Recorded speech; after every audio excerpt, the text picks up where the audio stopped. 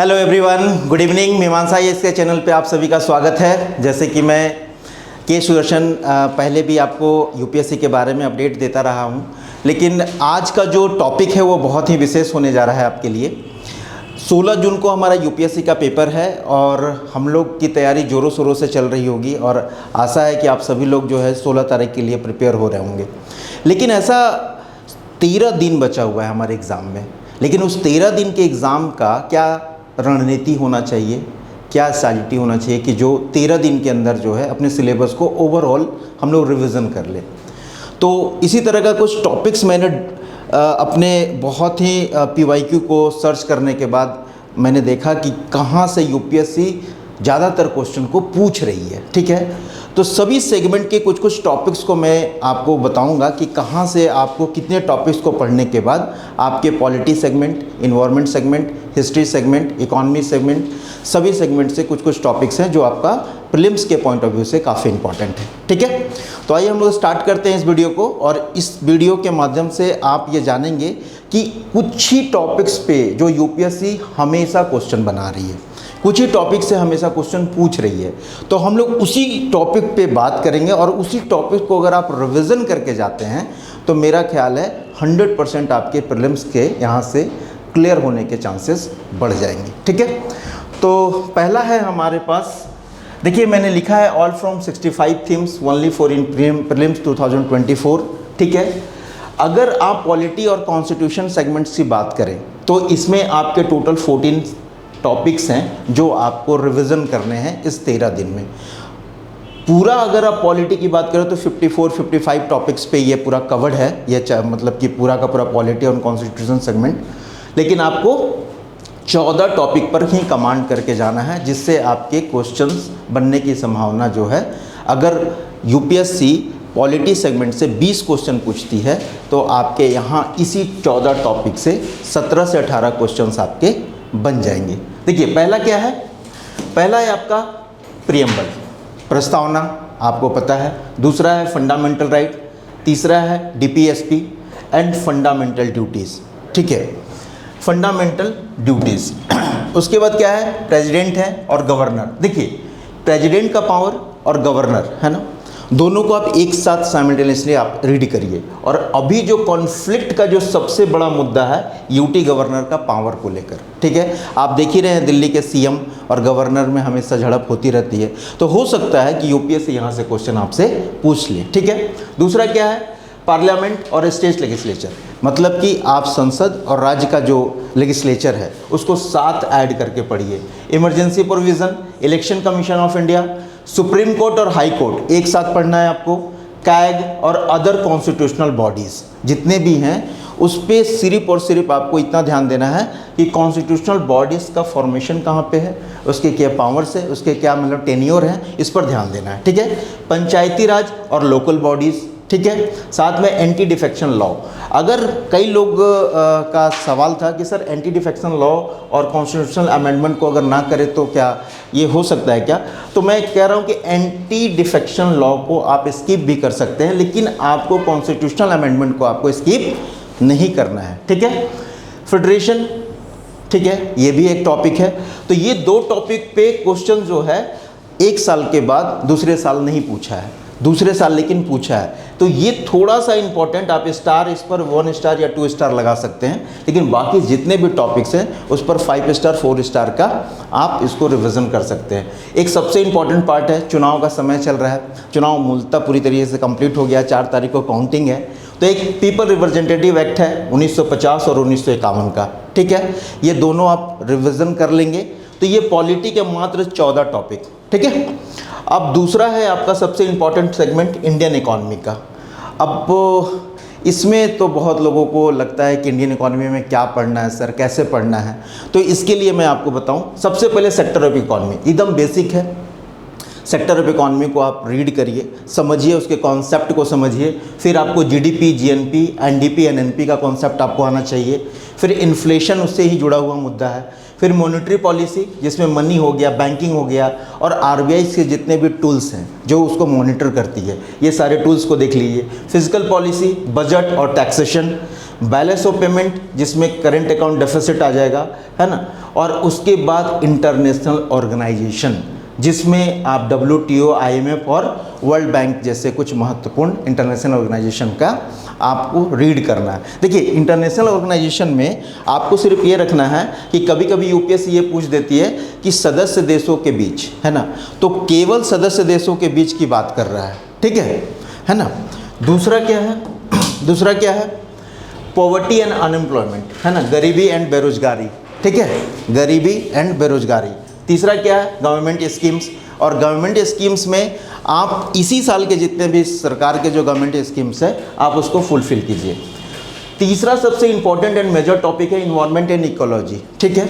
इसमें देखिए सबसे पहले तो वो आपसे ये स्पेशलाइजेशन नहीं मांगता है कि आपके अंदर इस पर पूरी तरीके से कमांड हो, वो सिलेबस में ही कह रखा है कि आपके पास इसका कोई स्पेशलाइजेशन नहीं है। तो आपको इकोलॉजी, इन्वायरमेंट और बायोडाइवर्सिटी का बेसिक रूल्स पता होना चाहिए, ठीक है। क्लाइमेट चेंजेस जैसे ग्लोबल वार्मिंग, पॉल्यूशन जैसे PM 2.5, PM 10, green house gases, ऐसे कुछ टॉपिक्स हैं जो आपको ध्यान रखने हैं। इंटरनेशनल ऑर्गेनाइजेशन में ऑथोरिटीज़ में क्या होगा IUCN लिस्ट, ठीक है, UNEP, UNCDD, RED, ये आपका इंटरनेशनल ऑर्गेनाइजेशन है जो इन्वायरमेंट से लेकर जो है लॉज को बनाती है, ठीक है। इन्वायरमेंटल लेजिस्लेशन पॉलिसी जैसे वर्ल्ड लाइफ प्रोटेक्शन एक्ट 1972 का, 1972 का, और इन्वायरमेंटल प्रोटेक्शन एक्ट 1986 का, ये दोनों काफ़ी इंपॉर्टेंट आपका एक्ट है, ठीक है। फिर आपका फॉरेस्ट सर्वे इंडिया 2021 जो लेटेस्ट अभी ये हो रखा है, इसमें आपको क्या ध्यान देना है कि फॉरेस्ट जो है ओवरऑल, है ना, पूरे इंडिया में कितना इंक्रीज हुआ है और कितना डिक्रीज हुआ है, इस पर थोड़ा ज़्यादा ध्यान रखना। परसेंटेज कितनी चेंजेस हुए हैं उस पर आपको ध्यान देना है, ठीक है।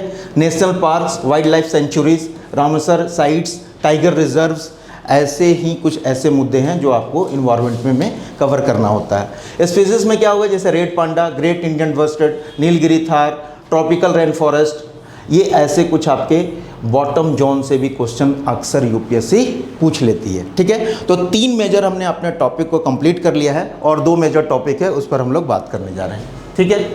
देखिए इसमें बहुत लोगों को प्रॉब्लम होता है कि ज्योग्राफी में मुझे क्या पढ़ना है, ठीक है। तो मैंने ज्योग्राफी को 2 पार्ट में बांटा है, एक इंडियन ज्योग्राफी और एक आपका वर्ल्ड ज्योग्राफी। इंडियन ज्योग्राफी में टोटल 9 चैप्टर है और वर्ल्ड ज्योग्राफी में आपके टोटल 10 चैप्टर है, ठीक है।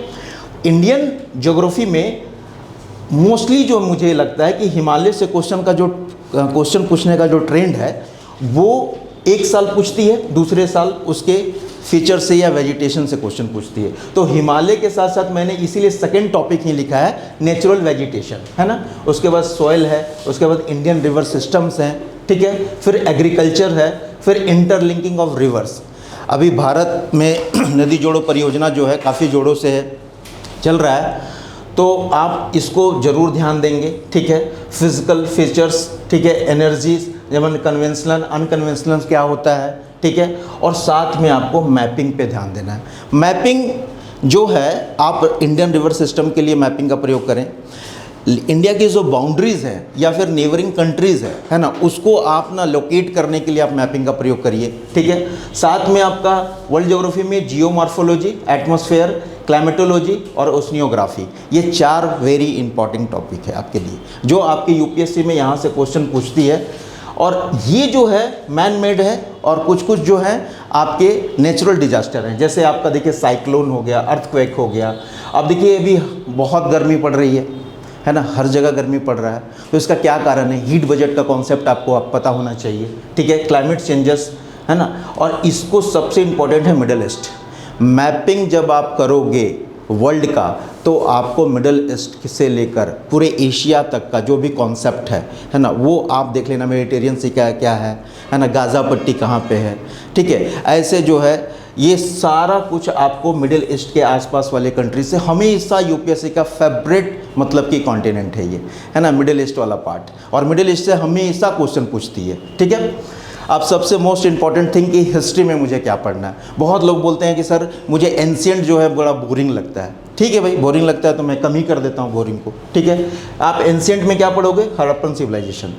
आप ऐसे सोचो, हड़प्पन सिविलाइजेशन को आप जब भी कोरिलेट करो उसके बाद वैदिक एज और लेटर वैदिक एज से आप कोरिलेट कर दो, ठीक है। फिर महाजनपदा को देखो, फिर मौर्य एम्पायर के मौर्य एम्पायर में हमेशा ध्यान दीजिए, इसका 3 पार्ट को आपको जो है ना फोकस करना है, इकोनॉमिकल पार्ट, पॉलिटिकल पार्ट और सोशल पार्ट को। यहाँ से अक्सर यूपीएससी क्वेश्चन पूछती है और अक्सर यूपीएससी क्वेश्चन पूछती है। और उसके बाद क्या है, गुप्ता एंड हर्षा पीरियड से आपको क्वेश्चन पूछना है, ठीक है। बुद्धा और जैना की फिलॉसफी, जैसे कि बुद्धा का क्या फिलॉसफी रहा है, क्या जैना का फिलॉसफी रहा है, यहाँ से क्वेश्चन आपके एंशिएंट हिस्ट्री में हमेशा बना है।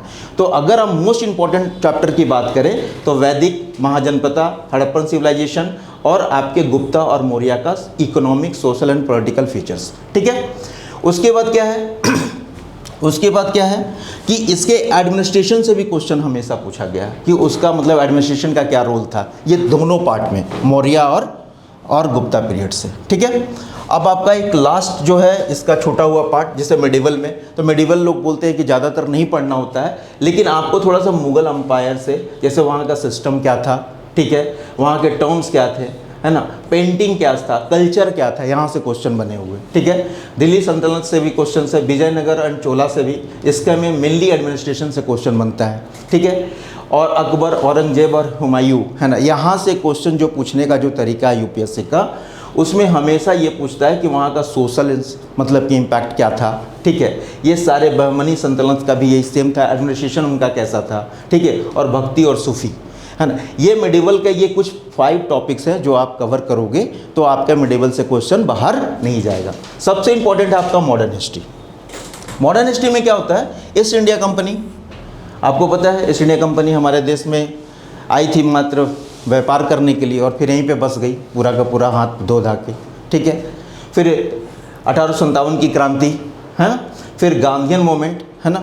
गांधीयन मूवमेंट में जैसे चंपारण है, खेड़ा है, खिलाफत है, क्विट इंडिया मूवमेंट है ना, ये सारे, जलियांवाला बाग है, ठीक है, ये सारे जो गांधीयन मूवमेंट थे, आप यहाँ से आप इसको लिख लो, वेरी इंपॉर्टेंट। यहाँ से अक्सर यूपीएससी क्वेश्चंस अगर मॉडर्न हिस्ट्री से बना रही है तो अगर 12 क्वेश्चन बन रहे हैं तो 8 क्वेश्चन या 6 क्वेश्चन यहाँ से, इसी गांधीयन मूवमेंट से आपके होंगे, ठीक है। फिर उसके बाद क्या है, ऑर्गेनाइजर, है ना, इंडियन नेशनल कांग्रेस का।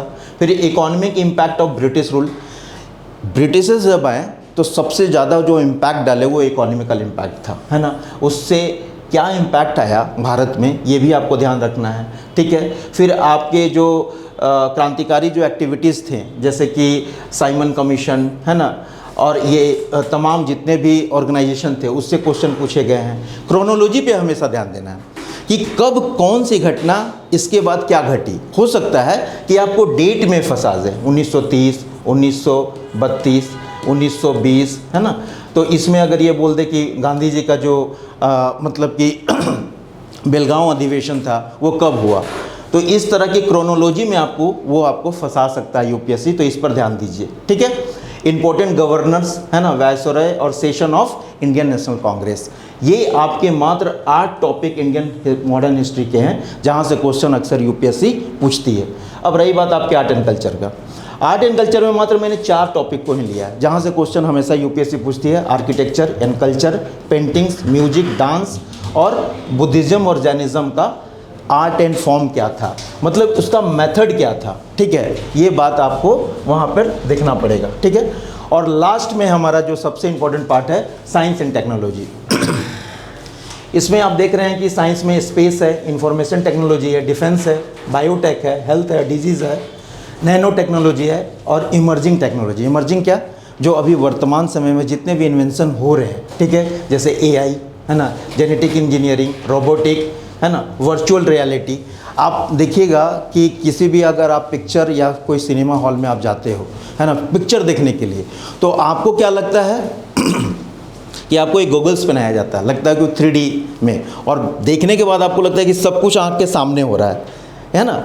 वर्चुअल रियलिटी को कैसे, मतलब कि इमर्जिंग टेक्नोलॉजी से कैसे यूपीएससी क्वेश्चन पूछती है, ये सबसे हॉट थोड़ा सा टॉपिक है, तो इस पर ध्यान दीजिएगा। लास्ट में रहा आपका करंट अफेयर्स का, तो करंट अफेयर्स जो है वो अथाह गंगा है, जो कभी भी आप जितना भी समेटो कहीं ना कहीं आपका छूट जाएगा, लेकिन फिर भी आपके नेशनल से लेजिस्लेशन, अमेंडमेंट और स्कीम्स, यही ध्यान देना है आपको। इंटरनेशनल ऑर्गेनाइजेशन से, है ना, ये मल्टीलेटरल ऑर्गेनाइजेशन है, जैसे यूएन हो गया, G7 हो गया, G20 हो गया, ऐसे ऑर्गेनाइजेशन है ना। और ये रिपोर्ट्स और इंडिकेट्स, जैसे सबसे इंपॉर्टेंट पार्ट है, इसमें ज़्यादा नहीं पढ़ना है। कौन पब्लिश किया और कहाँ पब्लिश हुआ, भारत का क्या स्थान है, दैट्स इट। इसके अलावा कुछ नहीं ध्यान देना है, इतना लंबा पढ़ने की ज़रूरत नहीं है, ठीक है। कुछ फैक्ट्स पे देखना है, जैसे जीआई टैग वगैरह, किसको जीआई टैग मिला है अभी हाल में, किसको जीआई टैग नहीं दिया गया है, वर्ल्ड हेरिटेज के साइट पे किसे जोड़ा गया है, ये थोड़े फैक्ट्स पे भी आप लोग थोड़ा सा ध्यान देंगे, जो इसी साल का हो, ज़्यादा पुराना ना हो, ठीक है। तो आशा करते हैं कि ये जो हमारे जो 65 टॉपिक हैं, जो 13 दिन में आपको रिवीजन करके जाना है, और जाने के बाद मेरा वादा है कि आपसे आपका प्रीलिम्स जो है, प्री जो है ना, वो क्लियर हो जाएगा, क्योंकि ये पूरा का पूरा पीवाईक्यू को ध्यान में रख के बनाया गया है, और इसीलिए बनाया गया है कि आप लोग 13 दिन में ये 65 टॉपिक्स को पूरी तरीके से कंप्लीट कर लो, ठीक है। थैंक यू सो मच, देखने के लिए धन्यवाद। मीमांसा IAS के लिए है